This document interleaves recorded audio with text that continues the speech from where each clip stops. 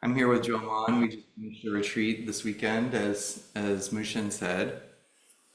Um, I live in Clatskanie, Oregon, at Great Vow Zen Monastery, and which is a permeable monastery in that we have there's can be this idea of monasteries, and there are some of them that are cloistered or closed, but our monastery is open for people to come and practice, and we have weekend retreats every month that are open to people, even you. Please come. And also we have week-long silent retreats as well, called sesshin. And we held a short sesshin here at Sangajul, which is wonderful to have the opportunity to do a sesshin. Most of the time before I moved to the monastery with Jomon a year ago, I practiced very much in a community just like this in Portland called Heart of Wisdom Zen Temple. So this is very familiar to me to practice in this way with all of you. And we didn't have sesshin there, so because we would go to the monastery. So to be able to have that here is really wonderful. And it was really great to come and practice with the community. So we did just finish this retreat. The name of the retreat was Friendliness of the Heart. And I want to just talk a little bit about what we did during the retreat and what some of the, so for those of you who weren't able to come, you'll get a taste of what we practiced, what we learned about. And those of you who did, hopefully it reverberates in some ways. So friendliness of the heart, or metta, Metta, is the Pali word. And Pali is the language, the oldest language of the Buddhist texts. And metta is often translated as loving kindness. So you may have heard of loving kindness meditations.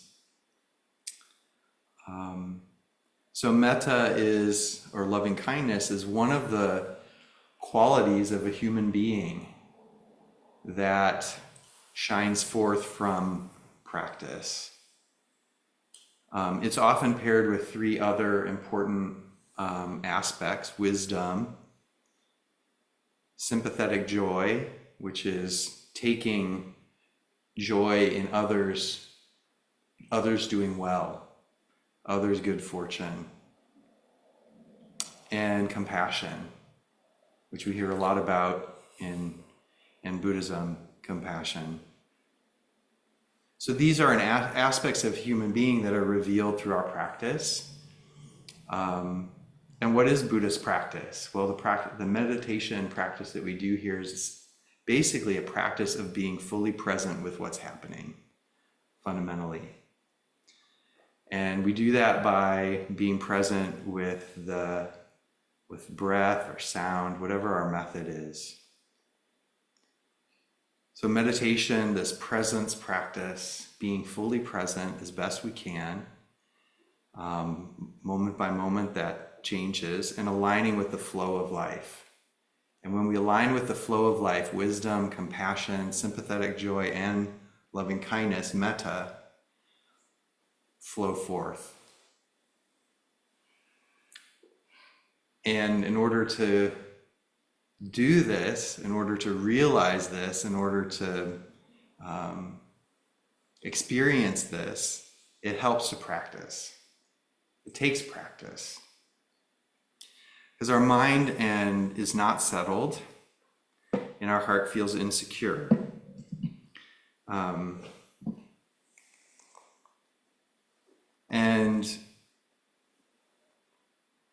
I think a lot of us come to practice because our mind is not settled and our heart feels insecure, anxious. Did anyone come to practice for those kinds of things, those kinds of reasons? Right? Okay. Thought so. Just wanted to check though. Yeah, right? It's hard being a human being. Anxiety about our own situation, anxiety about the world situation, political situation, the climate situation, all of these things. And the heart feels unsettled and insecure. So we come to practice. One of the central to the Buddhist teachings is that one of the reasons why we experience stress and friction with life is our resistance to the way things are. So what are we resistant to? Change is one of them. Change, impermanence, flow, the flow of things. That's one of the big ones. Impermanence. We don't like it. We don't like it. Things we like, we don't want to change. And especially if we're worried they might change into something that we don't like.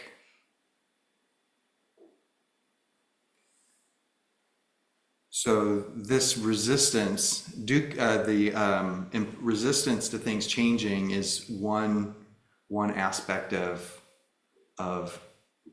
the spiritual anxiety that we feel. So this resistance, this friction, is called dukkha. Oftentimes, it's had poorly translated as suffering. But what the Buddha was talking about was the kind of anxiety, dissatisfaction, that sort of grating feeling, unsatisfactoriness. Something feels off. It's not talking about the suffering of like stubbing your toe, or although that's can be part of it. Human beings do suffer in that way, but not only do we suffer from acute situations, but also it's more pervasive than that. We have habits of the mind that stress us out. So for example, the habit of inner criticism, of judging ourselves harshly, ways that we would never talk to another person or criticize another person. We direct that towards ourselves. And that habit of that can be very ancient is something and learned in the rough and tumble and bumps and bruises of growing up. We take that on and continue it.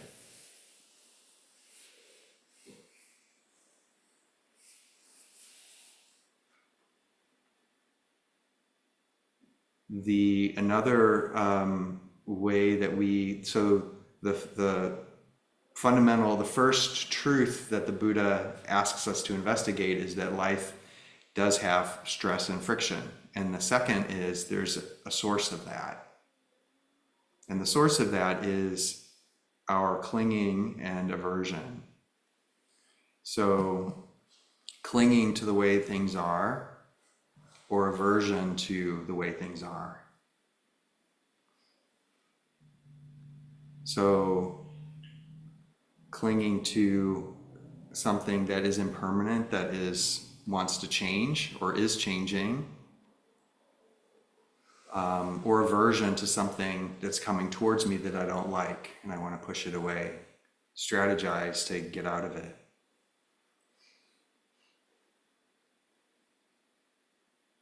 And this kind of habitual liking and disliking stresses us out.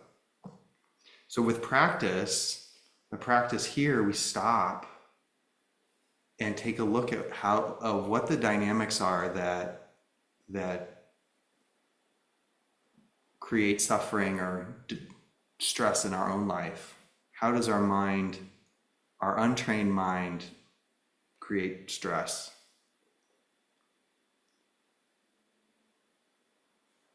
So we practice with the present moment, by anchoring our awareness in the experience of our body, breathing, or sounds. Because what that does is it trains our minds to actually be with what's happening, as opposed to projecting into the future. Oh, I'm worried it's going to be like this. Well, that it's going to be like this, one, is an imagination. It's a total fantasy. We don't know what's going to happen most of the time.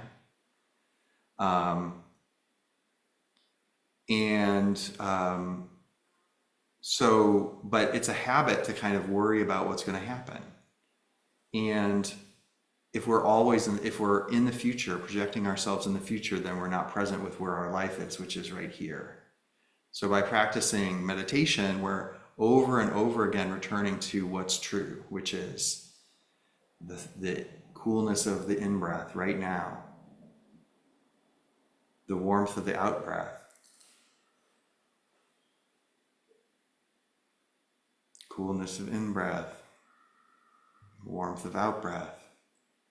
We train the mind to be in the present.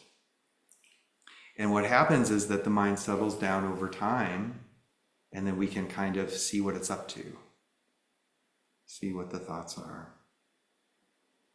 The mind settles down. And the reason why we come to a retreat like a sesshin is that we do it, it takes a while for the mind to settle down. And so by stopping the agitation, it's like stopping shaking a snow globe and putting it down. It takes a little while for the flakes to stop spinning around, but eventually they'll settle down. And there is some clarity. So instead of believing our thoughts, we can say like, oh, I have this habit of thinking about this person in this way or about myself in this way. And then we can work with that.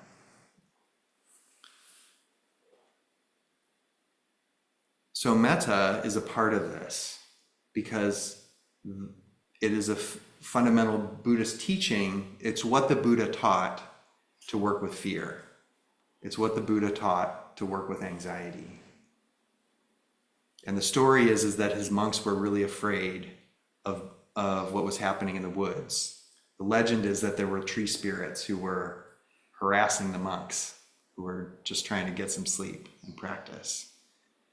And so they ran to the Buddha and said, there's all these noises and all this disturbance happening in the forest.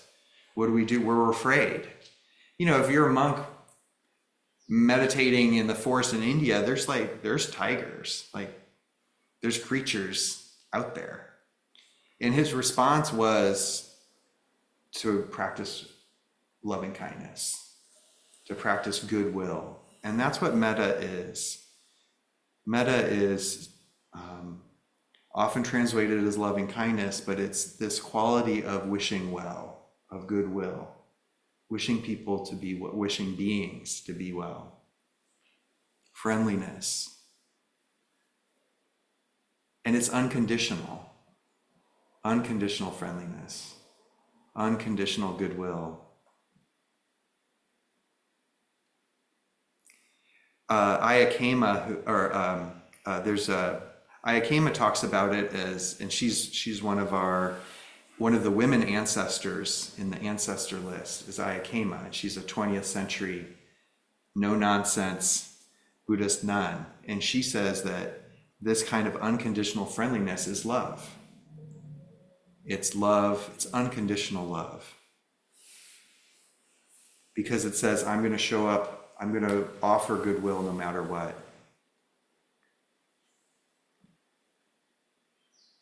So one of the ways that we practice this is we practice it with, we can practice it in meditation. So we'll do a short experience. So you don't have to change position or anything. You can just maybe just touch in with your body, sitting and breathing.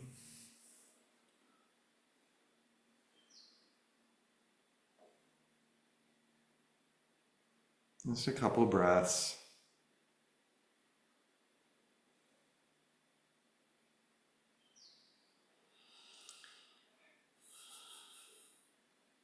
Now, one way to practice metta is with phrases that help to guide the heart and mind into the practice.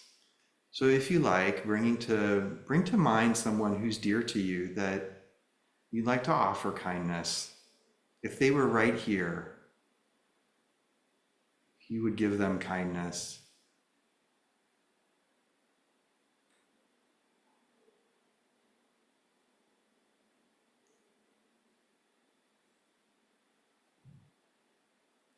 And so we use 3 phrases. The first phrase, and you can do this with the breath, for your dear one, may you be free from fear and anxiety.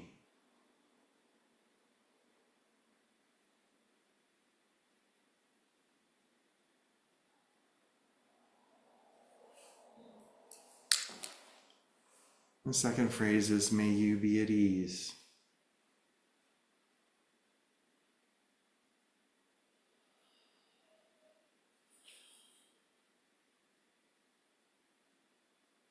May you be happy.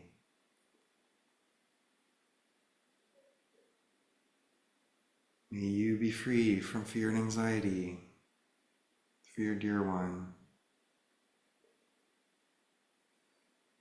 May you be at ease. And phrase with each breath. May you be happy.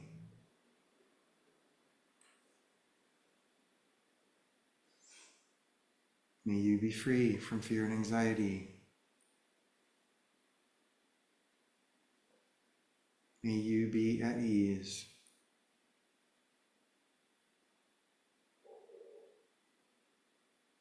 May you be happy.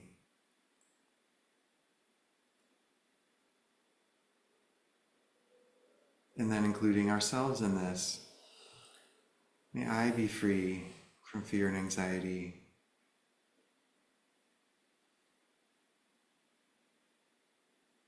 May I be at ease.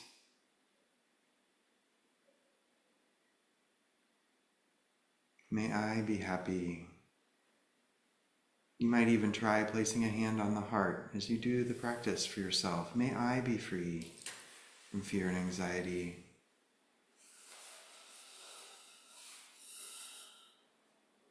We can also think of this as being unburdened. Even if anxiety arises, may I be unburdened by it, just present with it.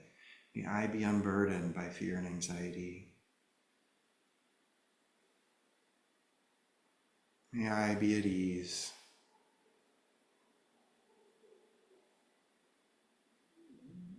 May I be happy.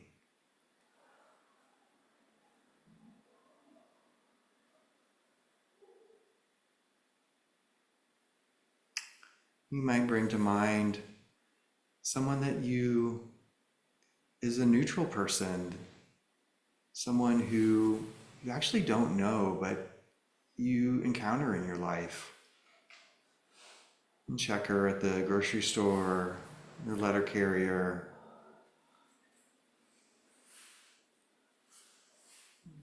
May you be free from fear and anxiety. May you be at ease. May you be happy.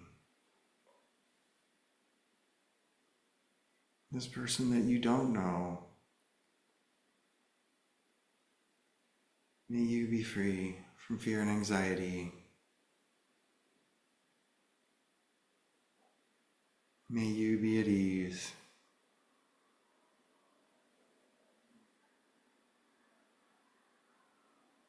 May you be happy.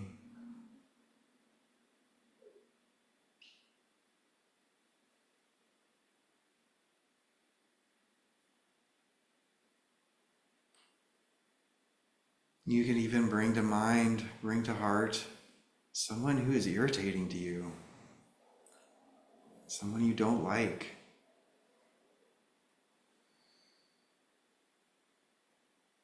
May you be free from fear and anxiety.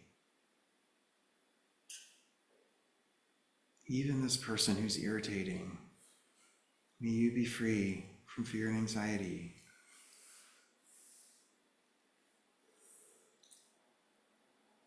May you be at ease. May you be happy.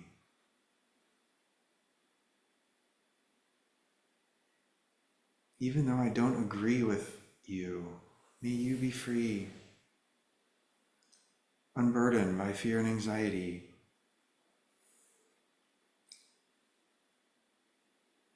May you be at ease.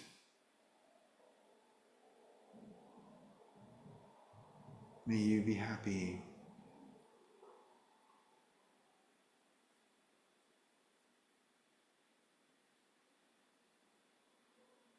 And then we can return to ourselves, offering appreciation. May I be at ease. May I be happy. So we practice like this.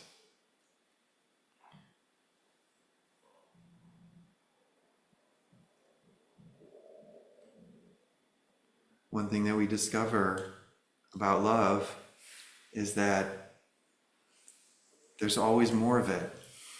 This is why it's called one of the four immeasurables, in that we offered love to our dear one, and there was still love available for ourselves, still love available.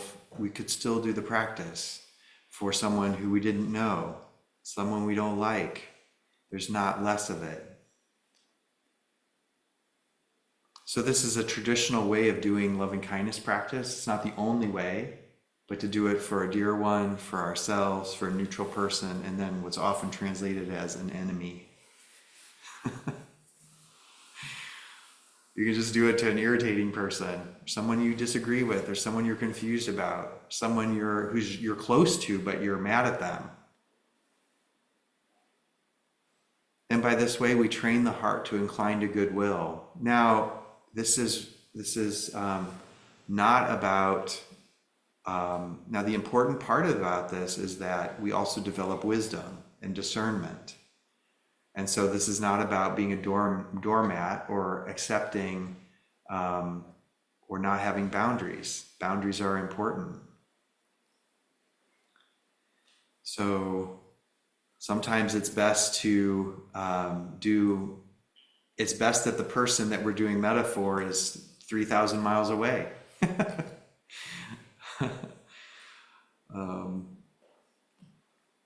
So one of the ways that we can develop the unconditional part is through developing equanimity. So equanimity is based on this wisdom. So it's understanding that things are the way that they are. This being, this person in front of me is the way that they are right now. And so I'm not going to have an agenda for them. They show up the way that they are, and I'm going to offer them goodwill anyway. I'm going to wish them well anyway. I want them to be at ease anyway. So equanimity is a balancing force in our practice. It balances this with a broad view. Equanimity understands karma, causes and conditions. This being is in the situation they are because of a vast web of actions and reactions. Some things I know about and others I don't know about. I don't know what they're going through. It understands impermanence, that this person is in process, that I am in process. So one of the ways that we offer loving kindness to ourselves is that we understand that we're just in process.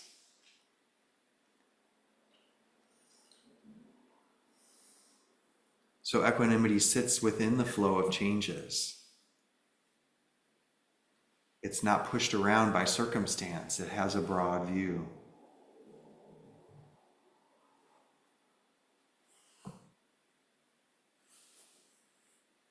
So this is equanimity is with loving kindness practice, that balances out the way that loving kindness the way that equanimity can tip into indifference. And the equanimity we're talking about is not indifferent.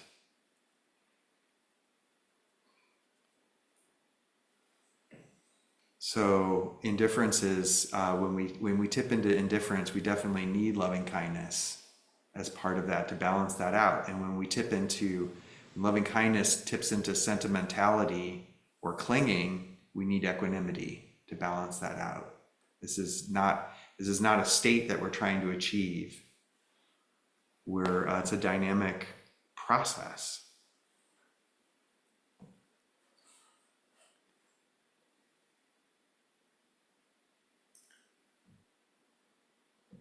So the promise of metta practice is that it's an opportunity to change the world.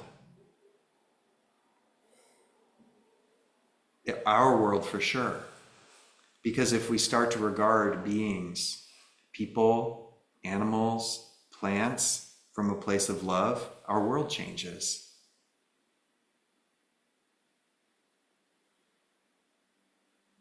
And it's opportunity we want unconditional love. We would love to have unconditional love, right? Wouldn't that be nice? Right? To receive unconditional love. We can receive unconditional love. We offer it. We take care of that. Through metta practice, we can learn unconditional love for ourselves, and then we always get it. We always have it. We want more love in the world, right? Wouldn't the world be a better place if there were more love? We'll be a loving person. If I take charge of being a loving person, there's more love in the world. We did this retreat where everyone here was practicing metta practice. There was more love in the world, which would have been different if we were doing other things. So this is a way that we can bring love into the world, being a loving person. But that's not so easy. Everyone has a loving heart. Everyone has a capacity to love. Everyone. Even that person right now that you're thinking of, well, I don't know about that.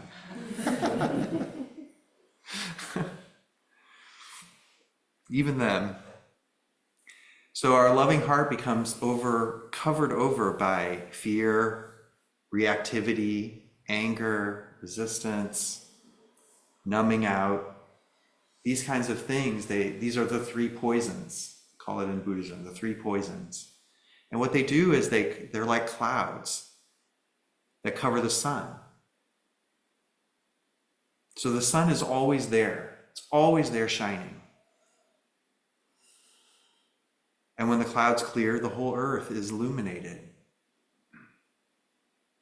by the warmth and light of the sun. So when the sun doesn't pick or choose who's deserving of its light, its warmth, it just shines forth.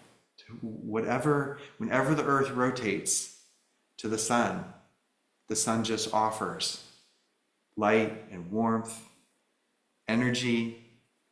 So metta is like this. Our hearts are like this. It's like the sun. Through our practice, our natural loving nature is no longer obscured by worry. And so when it's no longer obscured, we can offer it to whoever in our world comes forward, whoever is in our orbit, we can offer it, including ourselves. But this takes our practice, it takes our practice together. So please have faith that you have a loving heart, and that through practice, more and more we can explore that capacity in ourselves, which really, that's what practice is. It's an exploration of your own heart, your own mind. So discover for yourself, and then whatever you discover, make it an offering to the world. The world needs it. So thank you.